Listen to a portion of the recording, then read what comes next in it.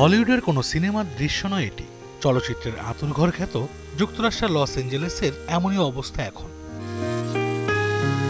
টানা 5 দিন ধরে ইতিহাসের ভয়াবহতম দাবানলে পুড়ছে শহরটি। আগুন গ্রাস করেছে এর পূর্ব ও পশ্চিম প্রান্ত।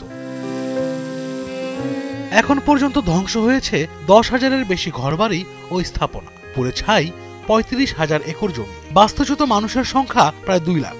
এর মধ্যে হলিউডের অনেক তারকাও আছেন। যুক্তরাষ্ট্রের আবহাওয়া বিভাগ জানায়, আগুনের তাণ্ডবে এখন পর্যন্ত প্রায় $150 বিলিয়ন ক্ষয়ক্ষতি হয়েছে, যা বাংলাদেশি মুদ্রায় 18 লাখ কোটি টাকার বেশি। ফায়ার সার্ভিস কর্মীরা পানির সংকটে পড়েছেন, ফলে আগুন নিয়ন্ত্রণ আনা কঠিন হয়ে পড়ছে। প্যাসিফিক পিলেসেইডসের পিয়েরোডা মোরোডা ড্রাইভ এলাকার একটি বাড়ির পেছন থেকে এই দাবানলের সূত্রপাত হয়েছে বলে ধারণা করা হচ্ছে। তবে কিভাবে আগুন লেগেছে তা স্পষ্ট নয়।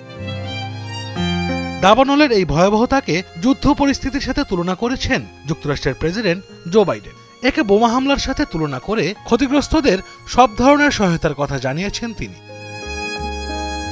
এদিকে নবনির্বাচিত প্রেসিডেন্ট ডোনাল্ড ট্রাম্পকে ক্ষতিগ্রস্ত এলাকা পরিদর্শনের আহ্বান জানিয়েছেন ক্যালিফোর্নিয়ার গভর্নর গ্যাভিন নিউসম।